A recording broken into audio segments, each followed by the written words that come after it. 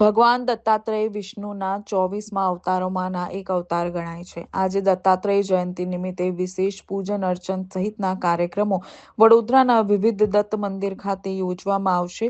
ત્યારે દત્ત જયંતિ નિમિત્તે ઐતિહાસિક દત્ત મંદિરોમાં દત્ત બાવનીના પાઠ કરવામાં આવ્યા હતા તથા ભજન કીર્તનના કાર્યક્રમો પણ રાખવામાં આવ્યા છે.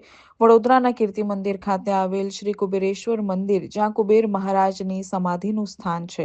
કુબેરેશ્વર મહારાજ દત્ત સંપ્રદાયના હતા, તેથી આ મંદિરને કુબેરેશ્વર દત્ત મંદિર તરીકે જાણીતું થયેલ છે.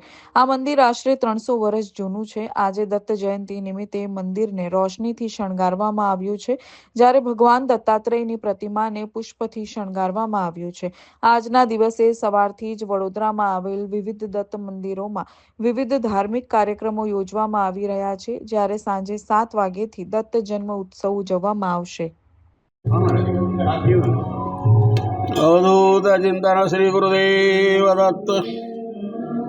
આજે માગસર સુદ પૂનમ એટલે ભગવાન દત્તાત્રેયનો જન્મદિવસ, એટલે દત્ત જયંતિ ઉત્સવ હોવાથી સવારથી ભગવાનની અભિષેક, પૂજા, પાદુકા પૂજન, શૃંગાર એ બધો કાર્યક્રમ સવારે પતી ગયો અને હવે સાંજના 4 વાગ્યાથી મહિલા મંડળોનું ભજન છે અને સાંજના 6:30 થી 7:30 હરિભક્ત પરાયણ સિદ્ધનાથ ગણપતિ મંદિરવાળા મહારાજ, પ્રદીપ મહારાજ પરાન જપે એમનું શ્રી દત્ત પ્રાગટ્ય વિશે કીર્તન થશે અને રાતના 9:30 થી 11 શ્રીયુત પરાગ બરડે એમનું ભજન થશે.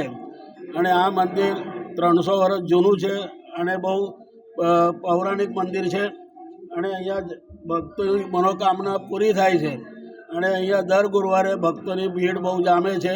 અને આ મંદિરમાં કુબેરેશ્વર મહારાજ, જે દત્ત સાંપ્રદાયિક જેવા રંગાવધૂત મહારાજ, વાસુદેવાનંદ સ્વામી મહારાજ, એવી રીતે આ કુબેરેશ્વર મહારાજ આપણા વડોદરામાં ખંડેરાવ મહારાજ ગાયકવાડ એ વખતે થઈ ગયા અને એમની આ સમાધિનું સ્થાન છે.